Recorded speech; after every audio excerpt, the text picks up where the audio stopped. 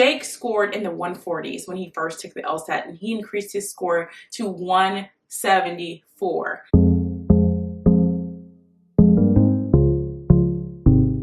What's up, you guys? Welcome back to the channel. Hey, hello. If you're new, my name is Angela. On this channel, we talk about lawyer life, law school, and all things in between. We also have a new segment on the channel called The Legal Breakdown, where I do reactions, reviews, and analysis on all things legal.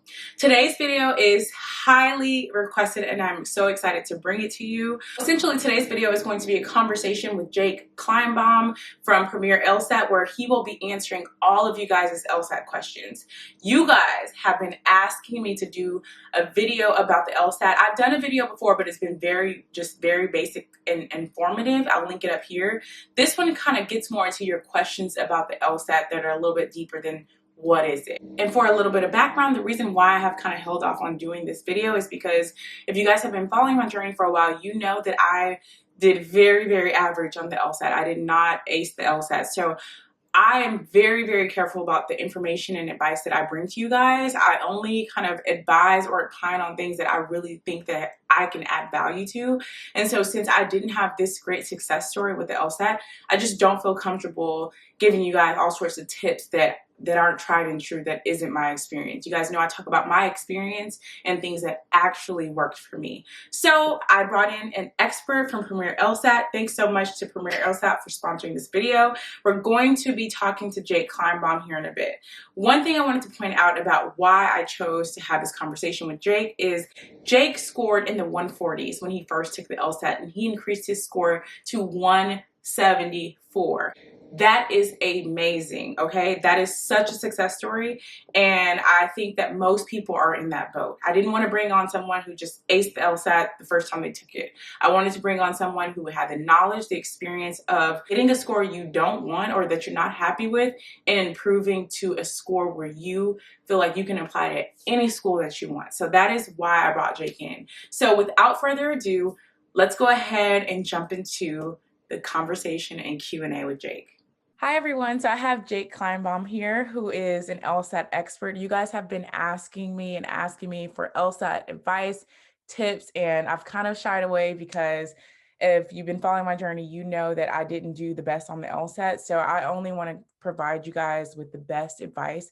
So I brought on Jake, who is an expert here at the LSAT and owns Premier LSAT company. And so I just want to go ahead and have Jake introduce himself, tell us a little bit about his company, and then we'll get into the LSAT Q&A. Sure, yeah. Thanks for having me. Yeah. Yeah, so I, like you said, I work with Premier LSAT Prep, which is, we specialize in high quality, but, affordable LSAT tutoring. The way I got into it is, I had my own experience with the LSAT, having started off with a really poor score in the 140s and, worked really hard through a bunch of different material, tried to figure out what was best, and ultimately ended up with this, a 174, and have been, ever since then, kind of trying to show as many people as possible that the path that I took to get there. So yeah, I'm happy to be here and happy to get the message out to as many people as possible. That's my favorite part about your story, is that you started off with, kind of a score you didn't like, and then was able to increase it, right? Because no one wants to hear the story about the person who took the LSAT and got a 170 on the first try. Right. How you improve, because majority of us need to improve. So I love that. That's my favorite part. Yeah, there are some people out there who just are naturally really good at the exam, but those people are few and far between. The vast majority of people are people like us, who it doesn't come naturally for, because it's not an intuitive exam. Fortunately, there are plenty of ways to get around that and to learn the test. So tell us a little bit about LSAT Premier. Yeah, so Premier LSAT Prep is we specialize in one-on-one tutoring. primarily because we think that's the best way to learn the material. There's really just no comparison to having that one-on-one customized, personalized approach. It's the best way to learn the test and the fastest way as well. But for most people, who are not doing one-on-one tutoring, the main reason that they're not doing it is because it's just kind of out of their price range. And so instead they'll do a course with a bunch of other people, or they might just self-study and just use a book or something like that. But, you really put a cap on how well you can do in those sort of adverse conditions. So it's, as I was mentioning earlier, it's kind of our goal to just make one-on-one tutoring available to as many people as possible. And so, we try to keep our costs as low as possible and keep them affordable. And so, yeah, that's sort of our approach and our mission when it comes to this exam. Awesome. And I totally agree. I think one-on-one is the best, but I do think that the barrier a lot of times is the cost. So I love that you guys do make it affordable. And I absolutely recommend anybody who's taking the LSAT to take a prep course, because it is not an intuitive exam, and getting a good score on the LSAT can change the trajectory of your legal career, because it'll open up opportunities for you to go to more schools, better schools, and the world is kind of yours when you're in the cream of the crop school at law school. And I know everyone doesn't like to hear that, but it's just the truth. It's the way the legal field works. And say, even if you don't go to a top school, but you have a top LSAT score, you can get scholarships. And we all know law school is not cheap. So I love that. We're going to have all the information in the description box on Premier LSAT, how to contact Jake and his company and his great tutors. You can go on the website. I've checked it out, and they all kind of have a blurb about them and their success in the LSAT. So I love that. So I'm just going to go ahead and start asking you some questions. So as you guys know, you guys submitted questions to me on Instagram and on YouTube. So finally, you guys, I am answering these questions, and I'm so excited to get this information to you. I noticed one thing, that there was a lot of overlap between the questions. So a lot of people out there have some of the same questions. So Jake is going to give us, the 411 on these questions. So I'm really excited. So the first question I have is, what section is the worst or most difficult on the LSAT, generally speaking? I think for most people, the most difficult or least intuitive, for sure, section of the exam tends to be the logic games portion. Probably expect that answer. That's kind of, the puzzles that you see on the test that are kind of totally different from any other standardized test you might have taken in the past, and pretty different from anything that you've probably seen before. So yeah, they're pretty unintuitive. The good thing about it, though, is that the logic game section, while it is the least intuitive, it's actually the most learnable. So most of our students starts off as their worst section, and by the end of it winds up being their best section. And so yeah, it's funny how that works. A lot of people, they really dread the logic games, but then as they start getting better and better at them, they kind of become fun, and it ends up being their favorite section and their best section. So yeah, that's I think, at least to start, logic games is the hardest. I love that. Okay, so I love that you can improve, because I agree that was the one that I just did not like. Yeah. The next question we got was, which LSAT prep course is superior to others? Is this a trick question? Yeah, I mean, yeah, I'm a little bit biased, but what I can say is that I won't, I guess, dive into specifics. I don't want to drag anyone through the mud or give anyone an unsolicited endorsement. But as we were talking about before, taking a prep class or working with a tutor is like so much better than just studying on your own. It's so hard to do well in this test without that sort of course or tutor to supplement your studying. That being said, right, there are courses, there are, you know, tutoring programs that are better than others. There are some that I recommend people staying away from. And there are, you know, there are others that are pretty good. So what I'll say is that if you want to know the ones to stay away from, like I said, I don't want to drag anyone through the mud. I want to, you know, you can contact me and I can say which prep courses, you know, don't do the best job at teaching the exam. But many do. Some good information that I can give is like free resources that are available online are like Manhattan Prep and PowerScore have pretty solid free explanations of any logical reasoning question. So if you have a logical reasoning question and you're feeling really confused about it, why you got the answer wrong or why the correct answer is correct, you know, you can just Google the first couple words from that, and Manhattan Prep, PowerScore, their forums will be one of the first things that pop up, and there'll be pretty solid explanations from other people who are studying for the LSAT or other people or you know, their own instructors who are explaining why the correct answer is correct. But yeah, hopefully that provides some insight. Yeah, and I think, you know, without naming Premiere, we say one-on-one, you know, any sort of one-on-one prep course is probably what you want to look at. And then you can go into looking at, you know, Premiere or other courses, but one-on-one is probably going to give you the best results just because it's geared towards you. You would agree? Yeah, absolutely. I think the big difference between a prep course versus working one-on-one with someone is with a prep course, of course, you know, you don't have control over the curriculum, right?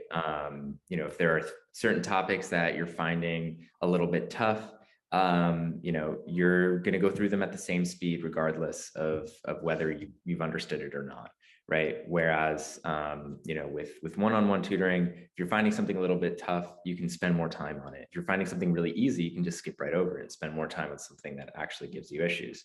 So yeah, that's one of the big benefits of doing one-on-one versus the course. Okay.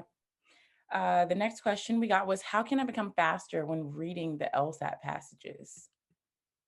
Totally. So there are, like, I guess, two ways that question could apply. One is like, how can you become faster looking at logical reasoning? The other one is reading comprehension. I'm going to assume they're asking about reading comprehension because they say passages. So I'll talk, you know, a little bit about that. But basically, I think for anything on the LSAT, like getting faster has to do with two things. One is just getting more comfortable with the exam, right? The more comfortable that you are with the exam, the faster it's going to come.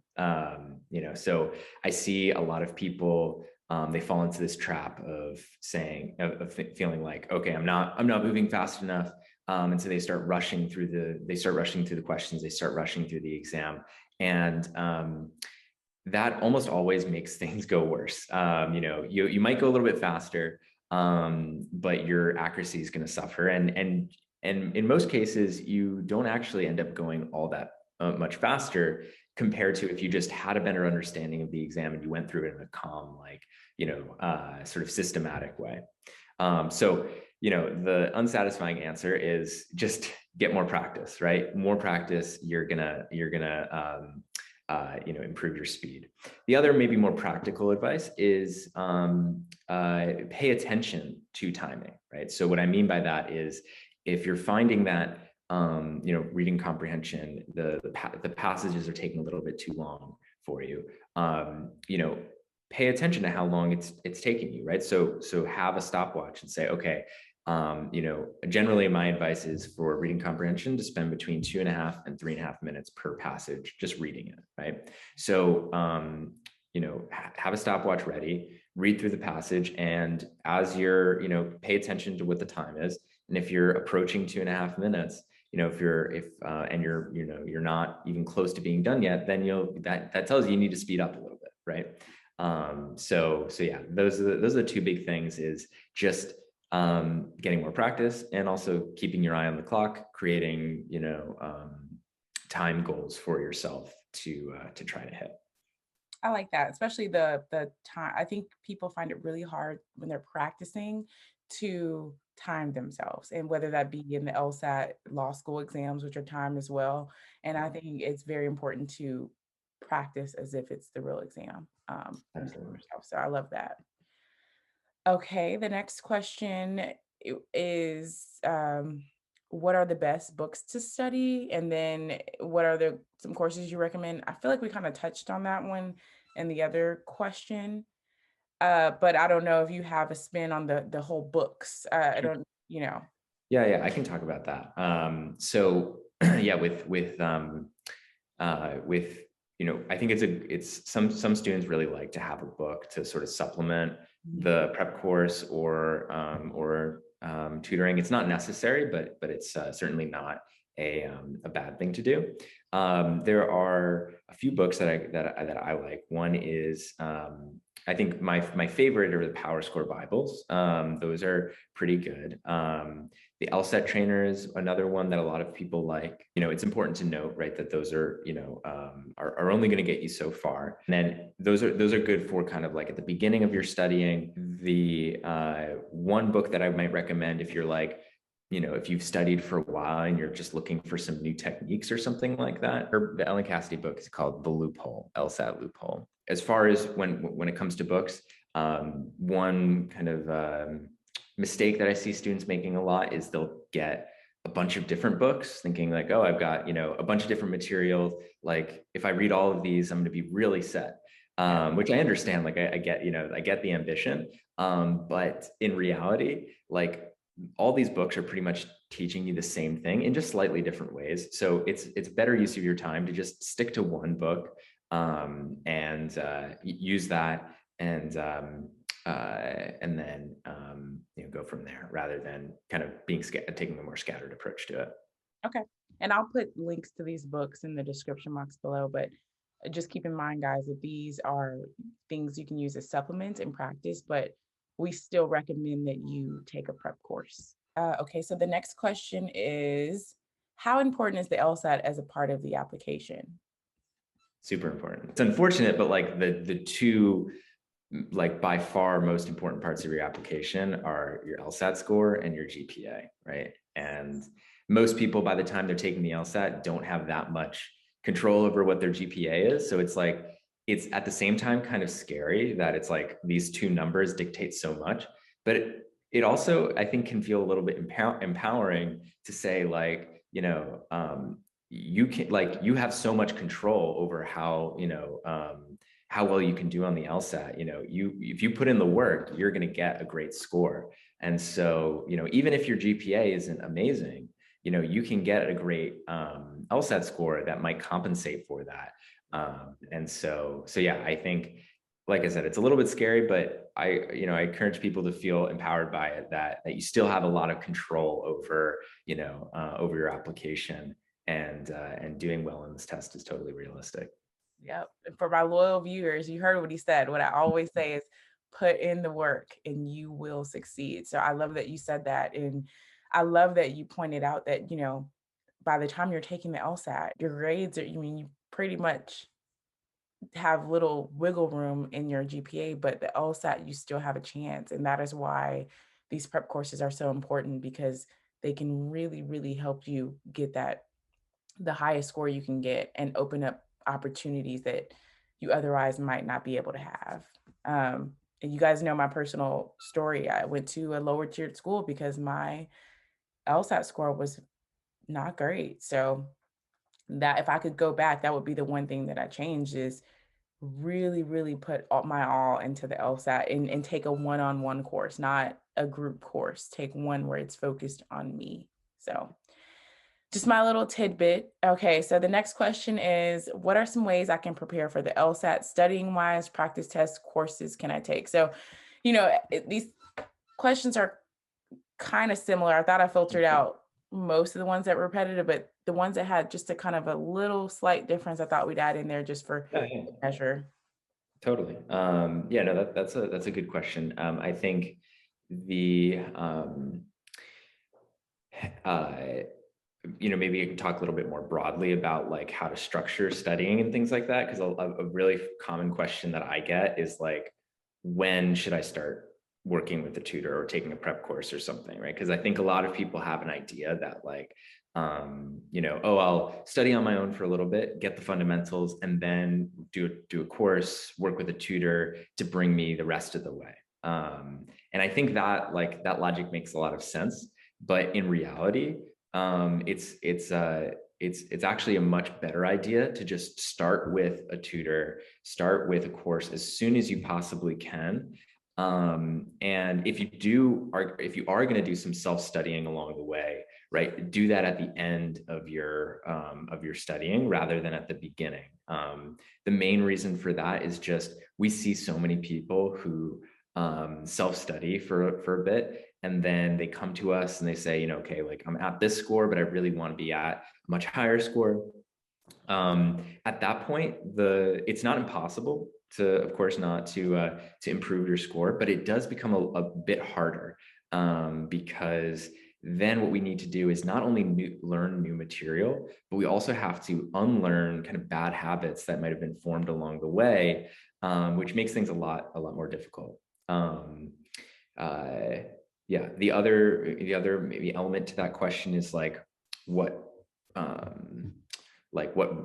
sorts of actual study tactics should you be using over the course of your studying. And generally what I suggest is like at the beginning, doing more drills, like just focusing on individual question types, gaining familiarity with how to approach each one, and then gradually increase to just doing full sections and then doing full practice tests, basically.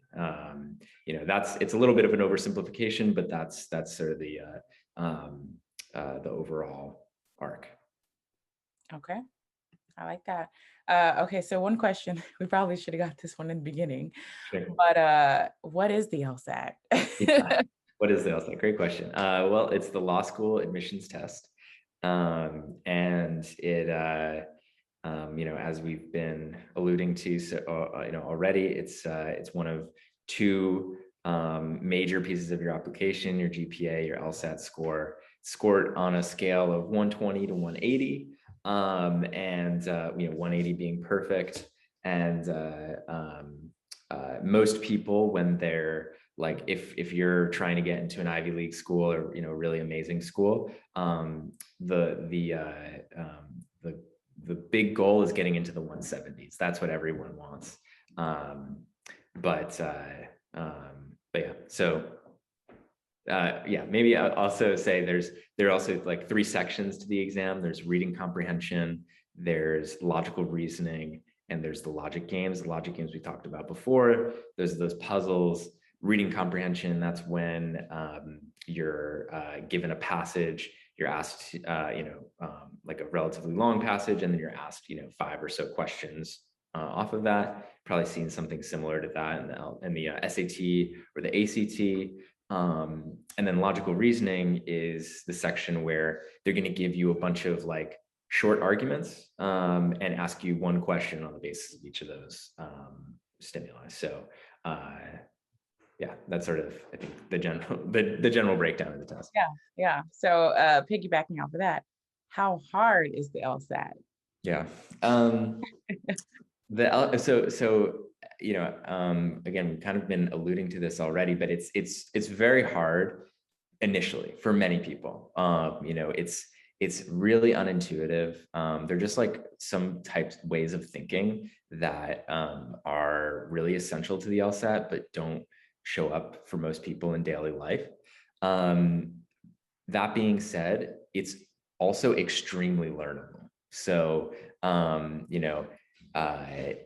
it might start off feeling very uncomfortable, but as you get the concepts down, as you learn each technique, it's going to get easier and easier.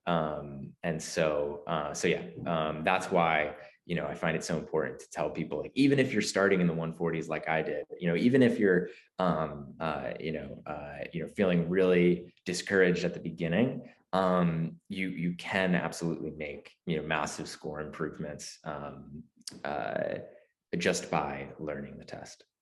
Yes, love that. Okay, so the next question is, how would one juggle studying for the LSAT when they have a full-time job? Do you see that a lot with your Mhm. students? Totally, yeah. I mean, I myself was working a full-time job when I took the exam, so I understand the struggle. And you know, the reality of it is it is a little bit hard, um, because you have to, find time to study, either, whether that's in the morning before you go to work, or, in your lunch break, or, if, after, probably ideally would be after, if you have the energy. That's when I would do most of my studying, would be after work. And I just had to really prioritize the LSAT, right? I had to say, like, the LSAT is more important to my future than this job right now, as uncomfortable as it is to say. And so, I committed to leaving at 5 every day. I wasn't gonna work more than I needed to, because I knew that the LSAT was something that was so important. So yeah, I've just really prioritized the LSAT, and did my studying after work and on the weekends. But yeah, it is hard for sure. Yeah, having a good routine and knowing that it's not forever, I feel like helps. So, Definitely. Yeah, good point. Definitely, the routine is huge. Getting into a rhythm. yeah. Okay, so next question is, when should I start studying for the LSAT? So junior year, senior year, sophomore year, when? Yeah, I mean, it kind of depends when you want to go to law school. Not everyone goes straight into law school after graduating from undergrad. I think that's a pretty common thing now, to take a year or two off.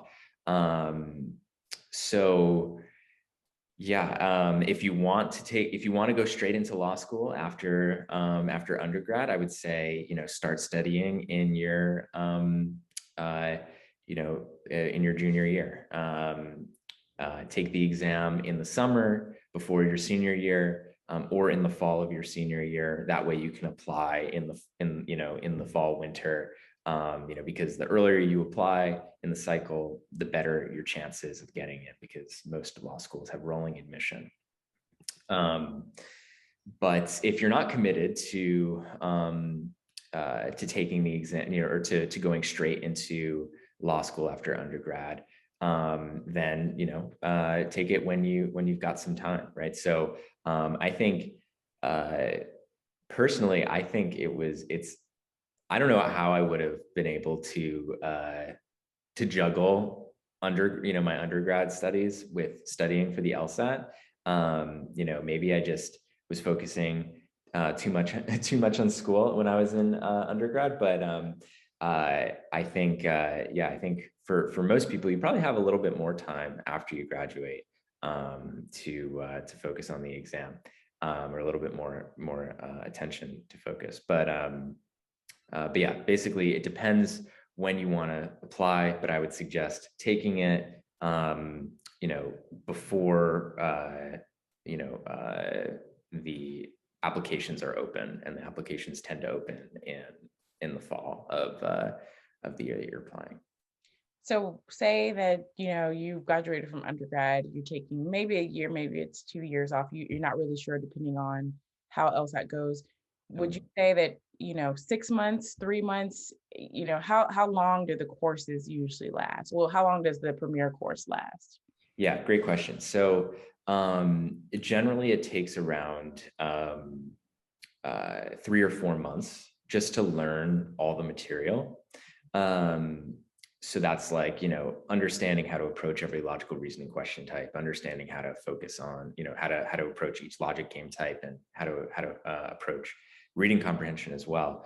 That process takes around 3 to 4 months. And then once you've done that, most people, still might have a little bit of room to grow. They still have some space to reach their highest potential score.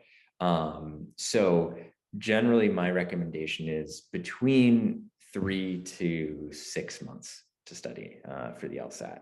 But everyone's a little bit different. So for some people, you might it might come really naturally. Like it might, things might start clicking very quickly. For other people, it just takes a little bit longer. So, but I think most people are totally capable of making huge improvements in their scoring, getting amazing scores. It just, the main thing that differs is how long it takes, but 3 to 6 months is generally good time span. Okay. Okay, so I get a lot of questions from international students, and is there a specific course of study that you would recommend to an international student that is different from someone who's here in the US, or is it pretty much kind of the same course? Pretty much the same thing. The only difference with international students is that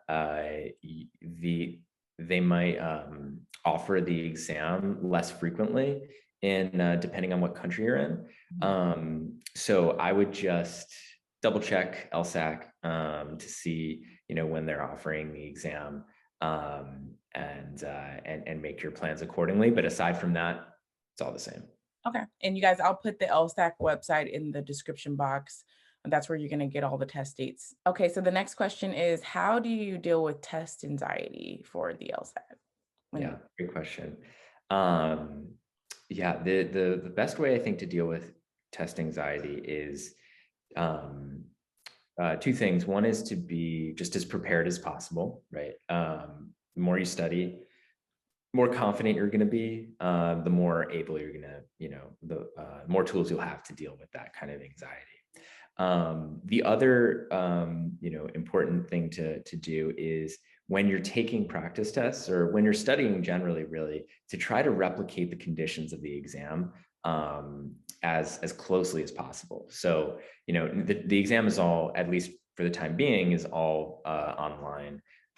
So, you're going to know exactly where you're, you'll probably know exactly where you're taking the exam, right? If you're taking it, you might just taking it in your bedroom, on your desk, or something like that. And so, if you're taking it in your in your bedroom, at your desk, study there, right?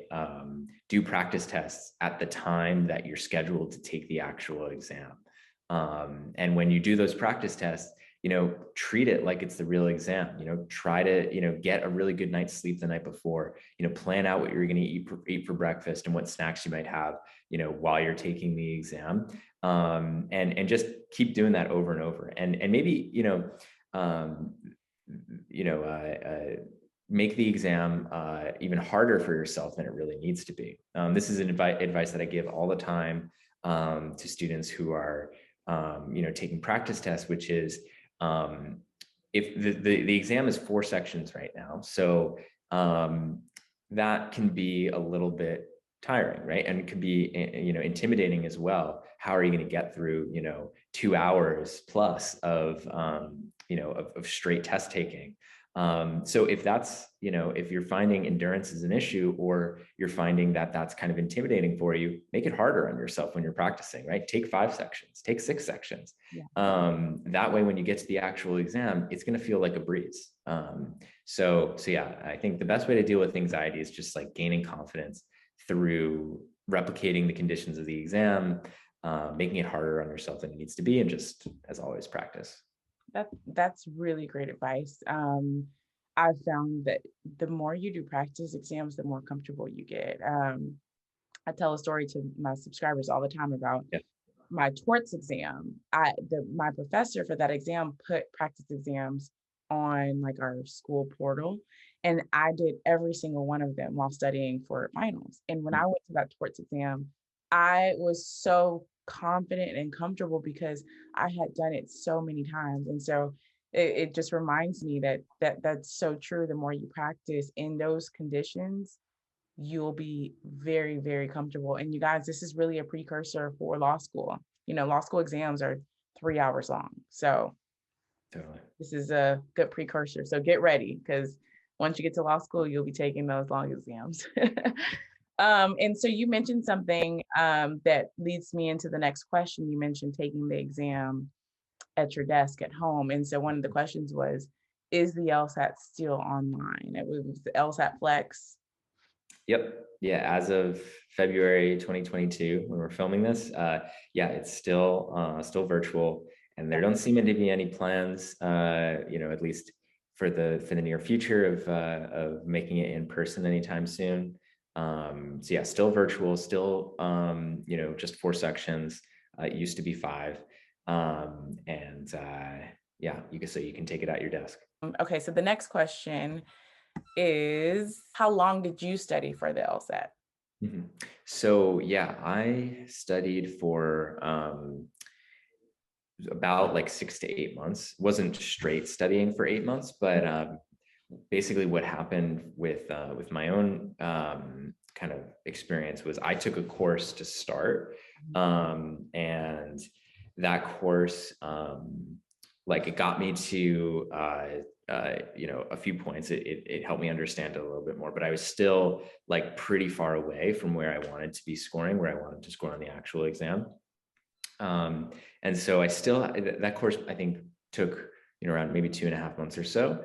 And I still had 2 more months before the exam. So I really like buckled down and did a lot of self-studying. And then I took the exam after 2 months of self-studying. Still wasn't at my goal score. I scored a 166, and I was looking to score in the 170s. Basically, I had to I took a break for a month or so, and I really had to think hard about why I wasn't in the 170s yet, or why I'd been doing a little bit better on practice tests than I did on the actual exam. So I was wondering, why did this happen? And basically I had to realize that some of the techniques that I was using, some of the ways that I was going about doing practice tests, was not 100% the best way to do it. And so eventually I think I kind of figured it out. I took the advice that I was just saying before, where I started making things harder on myself, doing taking practice tests than the actual exam would be. After that month break, I continued to study for another 2 months or so, and then took the exam and scored a 174. So basically what I always say is that it took me around 8 months in total to get to my goal score, but it would have gone a lot faster if I had just had someone there who had been through it before, who could have just told me this is what you're doing wrong. This is these are the study techniques that you need to be using to get to that goal score. It would have gone a lot faster. And that's the beauty of mentorship or coaching or the courses, is that someone who has been through it before. That's what I like so much about your story, is that exactly what it's like. A lot of times you hear people who kind of get into this field because they just did really good on the LSAT, for the first time. And so that kind of empathy, and that the fact that you've had that experience could really help someone who, hey, I got to score it and I don't like it, and I want to jump 20, 30 points. That's a significant jump. So the fact that you've experienced that, I really, really like that. And that would be the type of coach or mentor that I would be looking for if I were in, studying for the LSAT or trying to go to law school, at this time. My last and final question for you is, how many times should you take the LSAT, and is there a limit? Yeah. So whenever you're taking the exam, you should treat it like it's going to be your last time. So a mistake that I see people make a lot is they'll say, I'll sign up for it, a little bit before I'm ready, and I'll just to see what it's like, and then I'll take it again some other time. I'll take it again later. And there's not too much of a downside to doing that. It's not, the LSAT, the law schools are only going to look at your highest LSAT score. But there's also not too much of an upside. The biggest downside that I see to doing something like that is people will get their scores back, and they're not as high as they want them to be, of course, because they're not ready yet. And it can be really discouraging. And so, they'll get discouraged. It'll lead to, feeling kind of burnt out, which can make studying harder. So my first piece of advice is, whenever you're taking the exam, treat it like that's the last time you're going to take it. However, it's not a big deal to take it multiple times. Like I said, like I was just saying, I took it twice. Plenty of people take it twice or even 3 times. But yeah, then within the only limit is that within 1 year, you can't take it more than 3 times. But generally that's not too much of an issue. I wouldn't plan to take it 3 times, like I was saying at the beginning. If you need to take it 3 times, it's not a big deal. So I took it 1 time, and I made the mistake of, oh, well, I can get into law school with this, so I'm just not going to take it again because it's too much. Don't do that, guys. But I agree that you should go in with, I'm taking this and I'm taking this one mindset, so you can do the best you can, and you only take the test when you're prepared. So I agree. But thanks so much, Jake. I am so glad that we were able to have this Q&A, because the people have been asking for the LSAT advice, and I just only feel comfortable giving advice on things that I really feel like I have value to add, and just given my LSAT experience, it's just something I shied away from. And giving your LSAT experience, particularly taking the LSAT and scoring in the 140s and then getting your score up to 170s, is just amazing. So I'm really, really glad we were able to have this conversation. And you guys, I'm going to leave all the information for Premier LSAT for Jake in the description box. So if you have any questions for him, if you want to look into the course,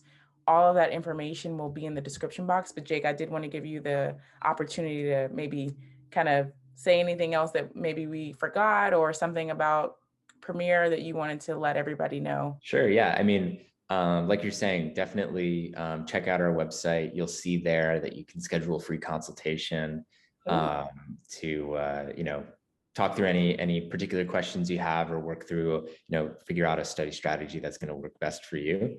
And yeah, I mean, all the one thing I think that I haven't, said yet is that all of our tutors are people like me. So like, we think, like we've been talking about, so, a bunch already, like it's really, there are some people that the exam comes super naturally for, most people it doesn't. And so I think it's really important when you're looking for a tutor to make sure that your tutor, it didn't come naturally for them, because those are the people who are best at teaching the exam, and the kind of people that we work with as well.